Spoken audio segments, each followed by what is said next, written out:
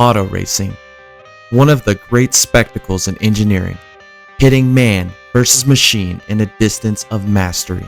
A true testament of a driver, a car, and a team executing so flawlessly that they outperform all others competing against them on track. Ever so often, there will be a race so awful that leaves you wondering how could something so fundamentally basic be so sour. This is the worst NASCAR race in the next-gen era.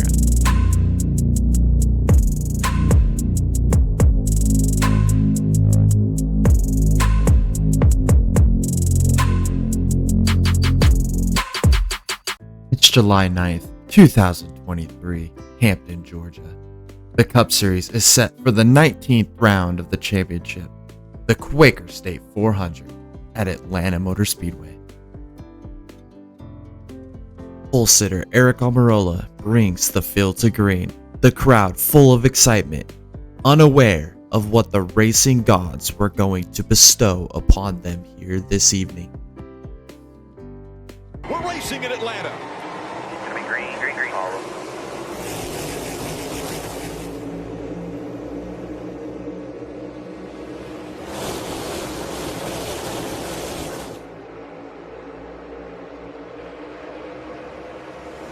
Still side by side up front.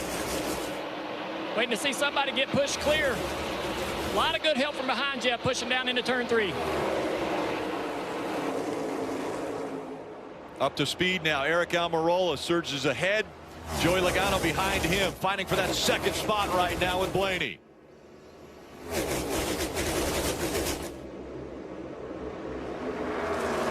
You can see immediately a lot of drivers think the outside lane is going to be the place to go. They all jump to the outside, leaving only a few on the bottom.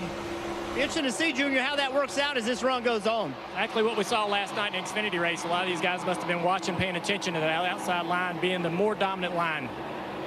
Right in the middle of the racetrack, we see Almirola leading the pack now. Almirola, Logano, Blaney, Briscoe, Harrison Burton, the top 5. Congratulations, you've witnessed the only real racing you will see for the next dozen laps, as the field fights to get in a single file line on the outside of the track in a patented choo-choo train.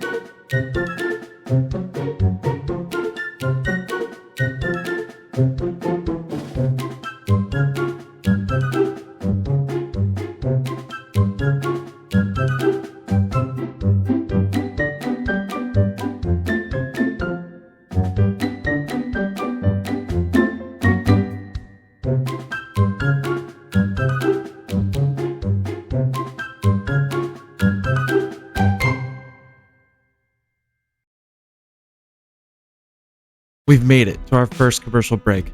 Finally, a chance for me to look away and digest exactly what I had just witnessed. No worries, right? 247 laps left. It can't get any worse.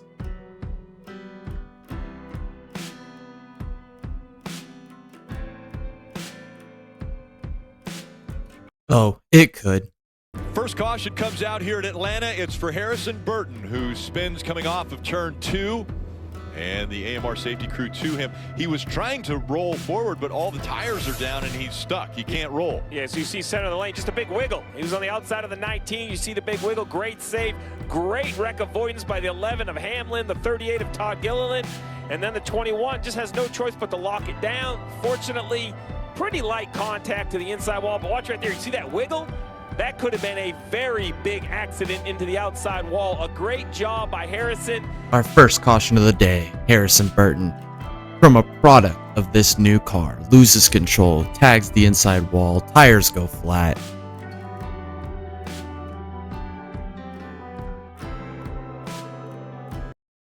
Wait, to no fault of his own, his car gets dragged across the ground, 4 flat tires? Where are the interliners? We get a restart. Perfect. We can't see any more of what we just witnessed, right? We're gonna see runs develop. It's gonna be a typical plate racing track, right? Larson up here as well.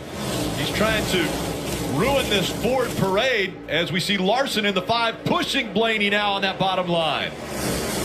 One thing that will bring the intensity up is the possibility of severe weather in the area. So a lot of drivers drivers are hearing their crew chiefs and their teams tell them, hey, as much track position as you can get now, grab it as quickly as you can.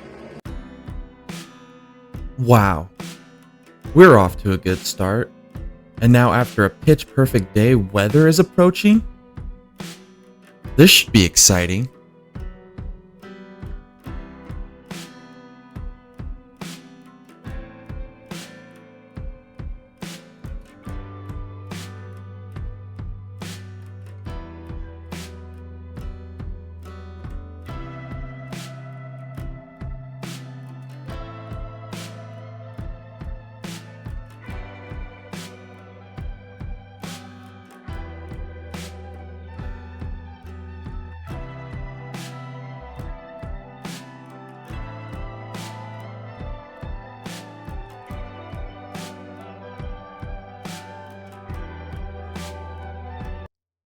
Wow, how I was so wrong. More of what we have seen already. Everybody's still fighting to get to the top of the track. Fast.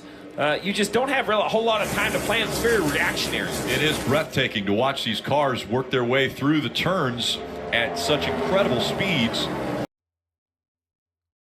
Wow, it's to the point where even the announcers are trying to convince you that what you are watching is just absolutely insane.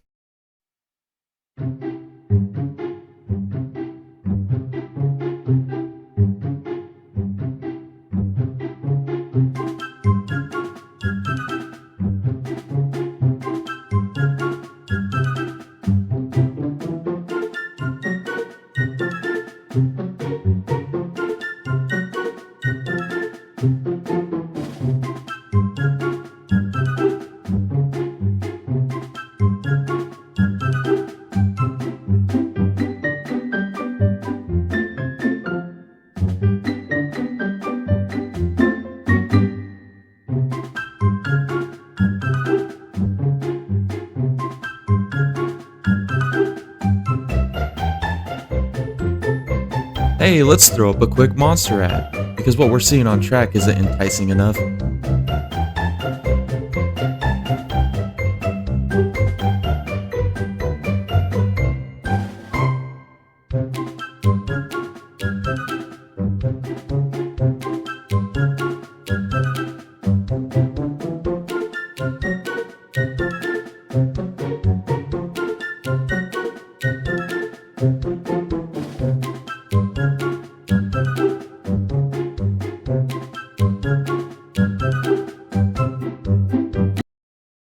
We come back from commercial break, and unfortunately, we missed the first lead change of the race. How may you ask? Almirola still leading? Welcome to the world's fastest yo-yo.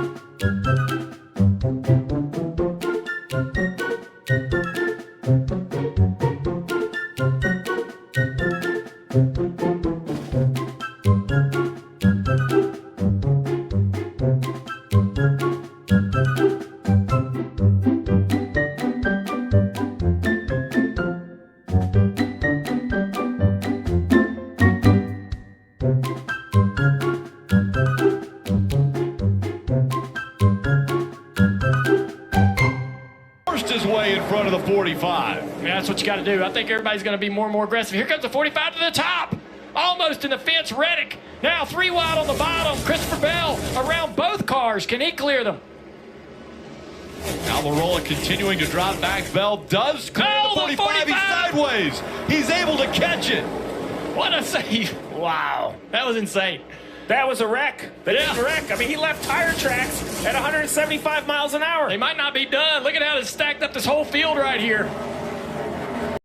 Insane. Did he just save that?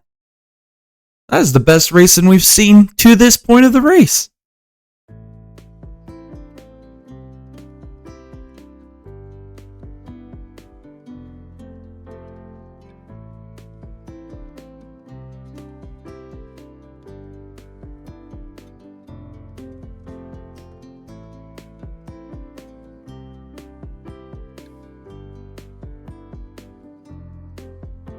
World's fastest yo-yo? Is that what I said? Yep, that's exactly what we saw. These cars develop runs that go nowhere. Just watch the end of this stage.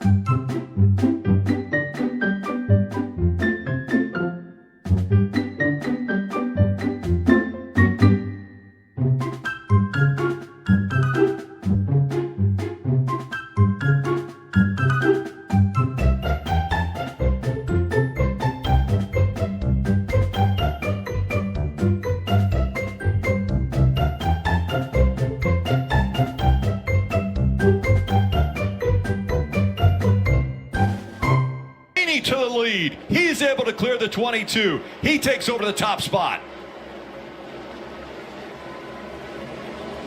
It's an insane racing.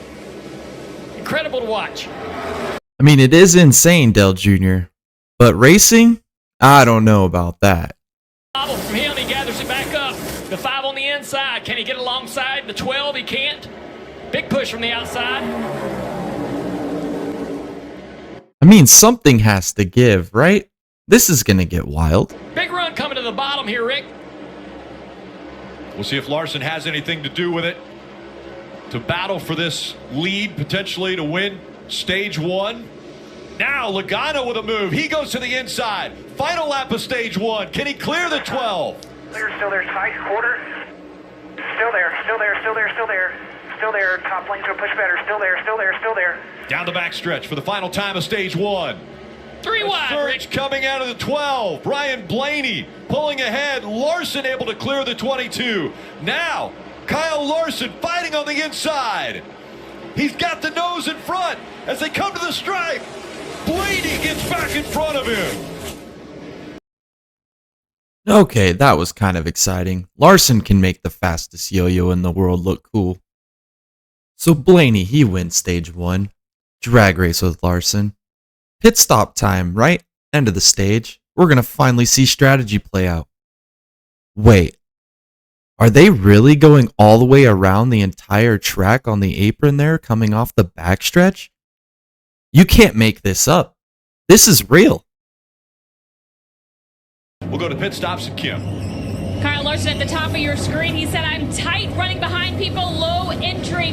Cliff Daniel said, how tight? He said, a 7, but it gets better as I got cleaner air. 4 tires, Sunoco fuel. They're waiting on the call for that fuel, Marty. Joey Logano told Paul Wolfe, every time I try to make a move, I am absolutely sideways. You have to tighten me up. And to Steve's point, they're going to have to hold him for a little bit to make sure they get it full of fuel, Dave. Ryan Blaney is in the playoffs by a Charlotte 600 win, and now waiting on fuel. He's going to be a little bit slow on that, but shy on playoff points. He gets one here. He will not be the first going off pit road. 19 has to turn around an issue on pit road.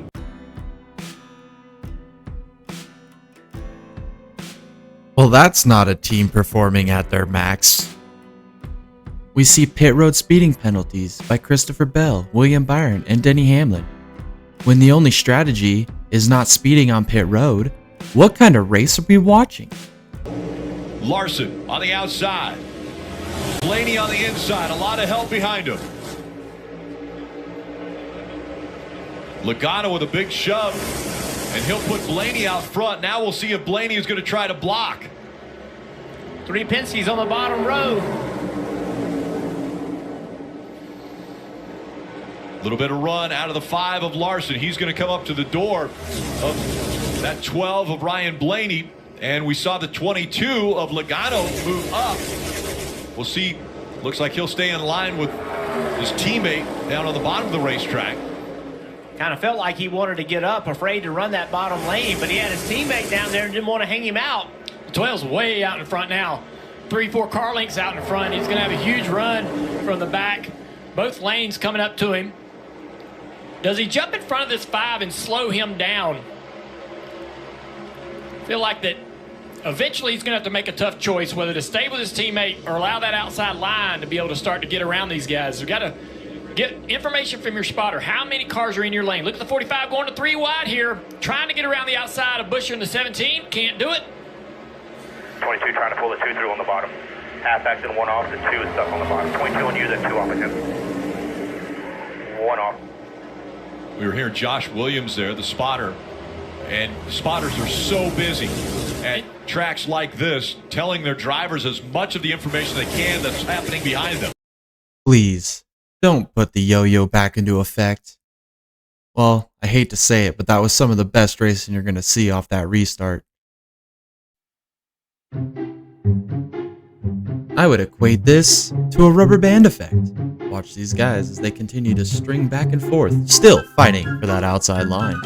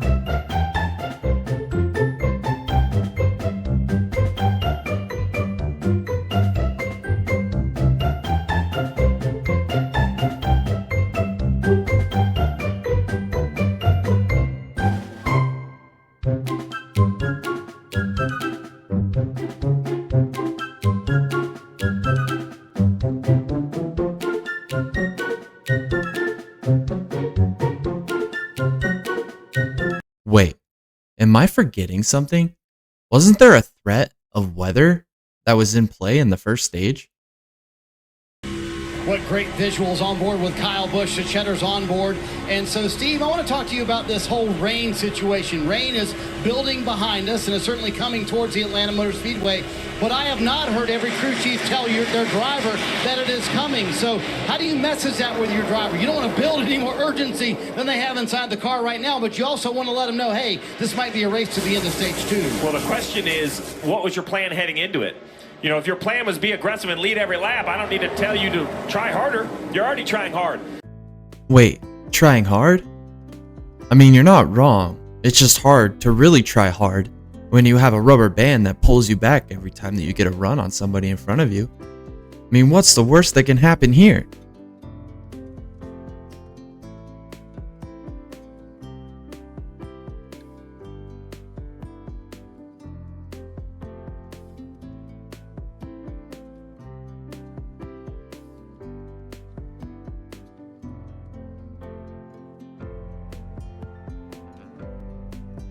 Another caution? Thank goodness Byron's tires didn't go flat. He might have been stuck out there. See what happens right here. LaJoy underneath him. Still clear. And Corey just comes across the racetrack right into his left rear. He's coming here. Trying to get a Spins him out. I don't know how you can see that any other way. I agree. Surely with that caution coming out, weather being a factor, we're going to see strategy, right? Bubba Wallace and Barton Truex Jr. actually did something of strategy, something that the rest of the field decided not to do.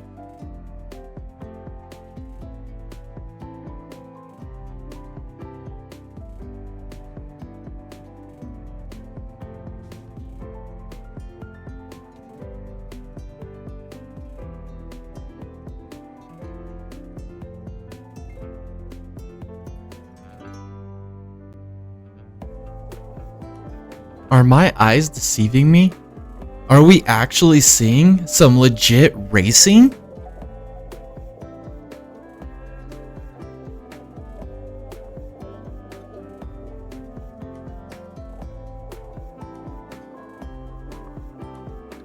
We're going to take a look here. Yeah, Jones thinks he's clear. I think he actually got in the back of Chastain a little bit. So a lot happening right there.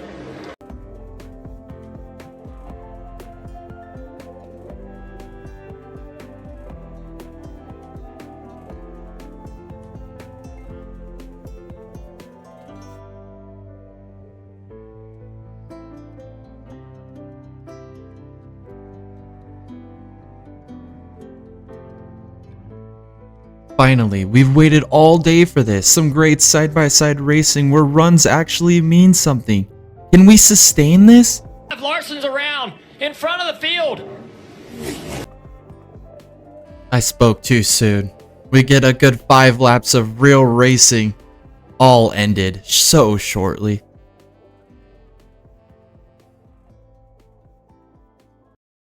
The pain when the first strategy call of this race gets taken away by this unfortunate caution.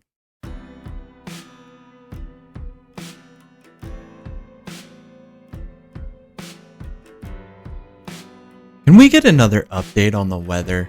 Are these guys going to continue racing like what we just witnessed?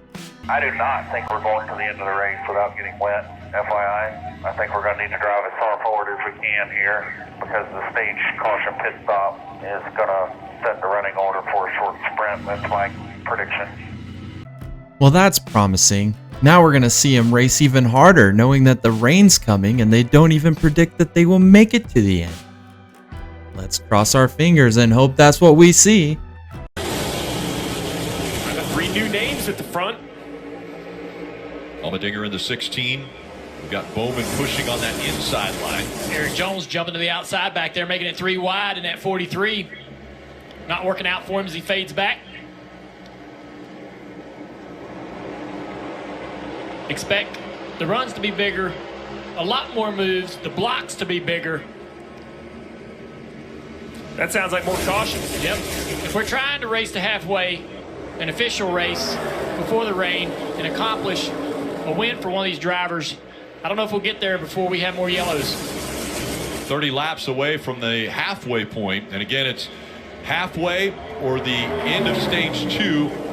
Whichever comes first would be official if they aren't able to get it restarted. But right now, they're fighting to get up front.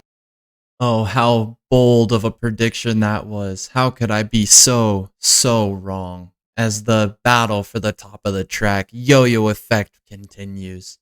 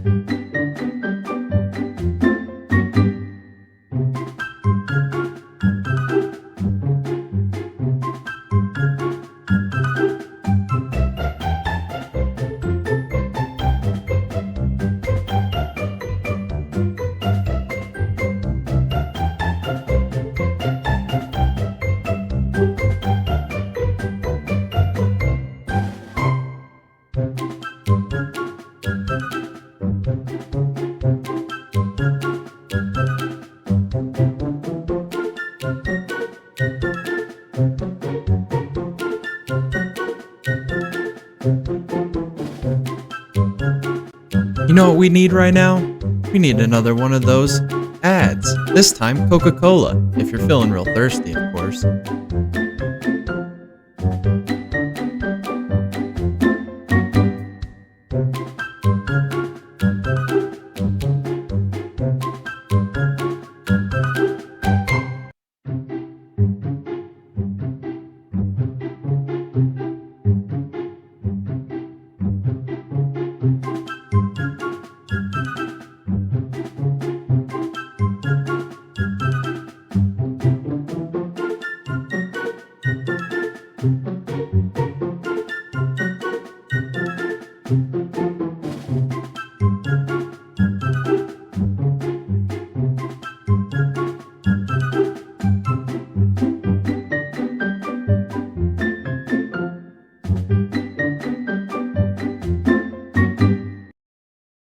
Thank goodness.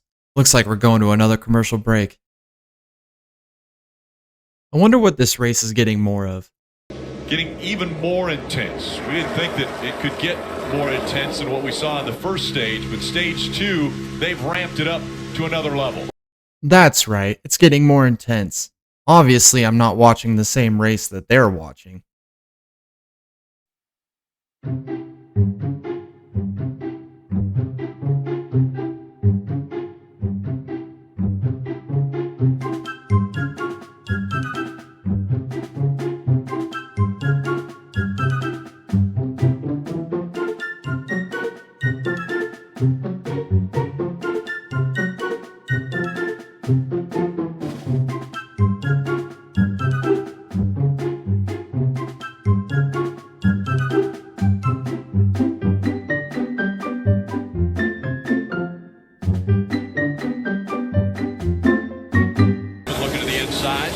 Bowman says, man, I want to be a part of this. He keeps clawing his way back into this top 5. We've seen him get... Oh, he got a big crash. LaJoy goes around. In front of the pack, how many will get collected? The 19's able to avoid.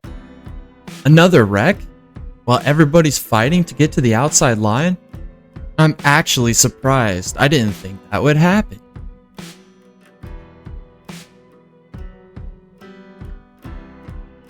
Three wide, the 43. Eric Jones into the left rear of the 7. He chased it up the track into the door. Reddick.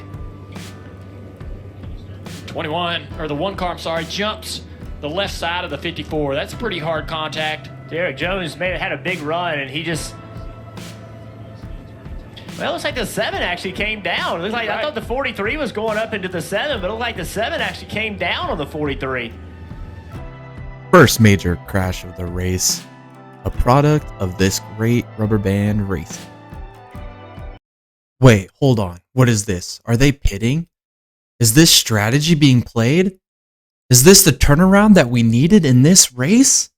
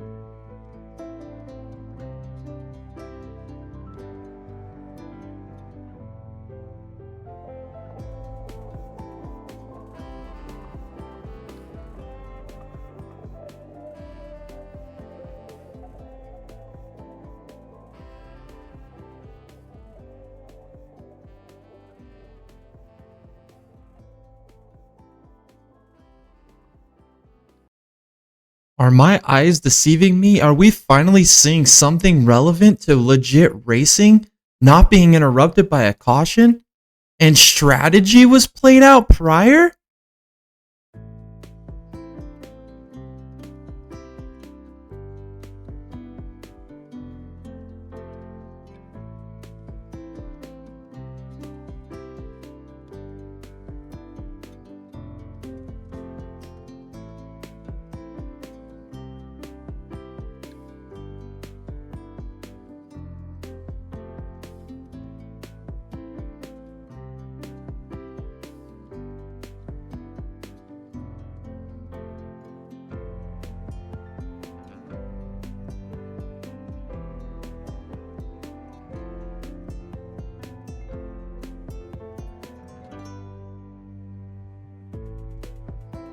Wow, I might have to take back everything I said. We are seeing great racing. The only thing that could ruin this would be a commercial break. Ah, dang it. Okay, we're still racing. We're still side by side. I think this race is salvageable.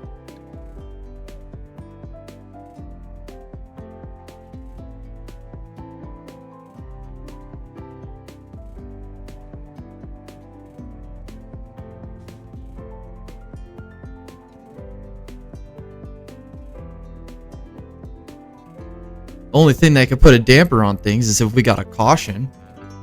It's going to hurt us to make contact. 11's going to go around. He got tagged by the 48.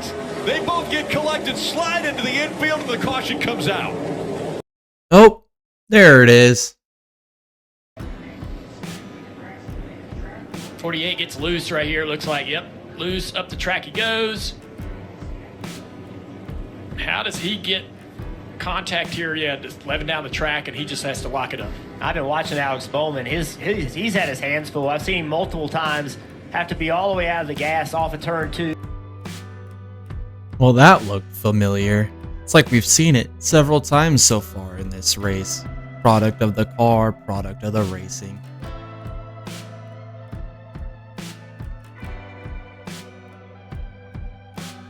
What was that concern we had earlier?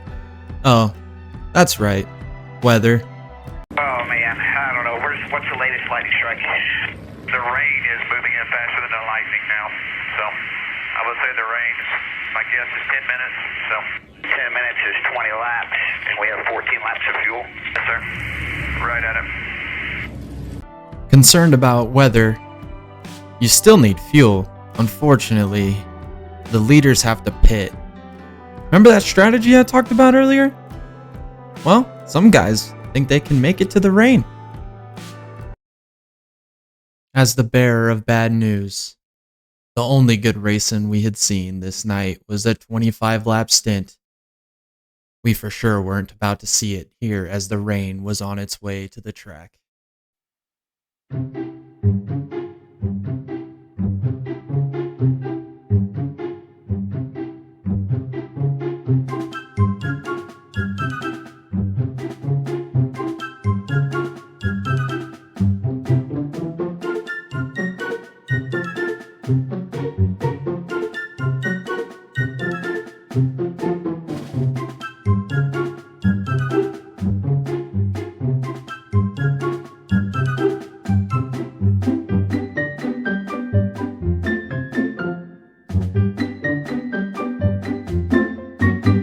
And as all great things go, the rubber band had made its appearance once again.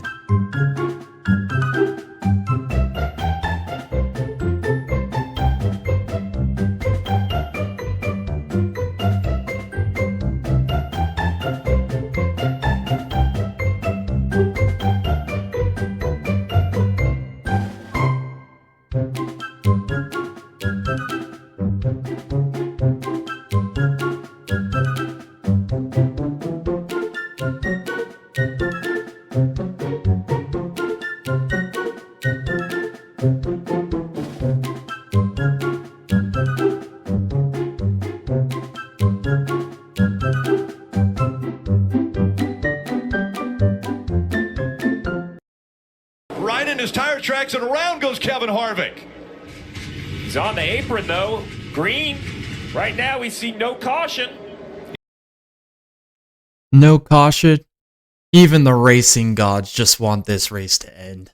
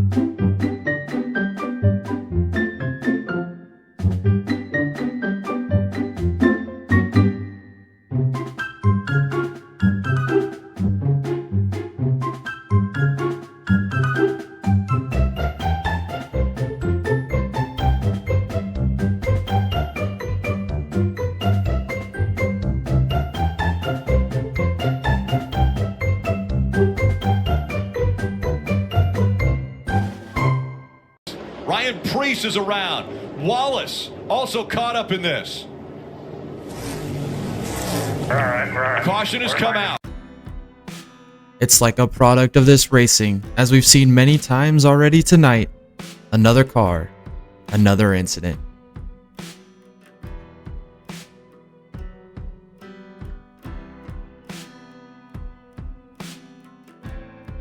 And as you see now, they are bringing the cars down pit road. AJ's been providing AccuWeather reports to his team. And the last one was, yep, it's intensifying. So looks like NASCAR has made the call to bring them down pit road, Rick. Yeah, NASCAR has let us know that they're going to bring the field onto pit road. You see the word on the top of the pylon, checkered. That means that NASCAR has called the race due to weather. William Byron gets his 4th win of the season. And just like that, as awful as it started, it ends in an almost poetic way. Mother Nature puts this race out of its misery. It's just sweet justice for what the racy gods cursed us with on this Sunday night.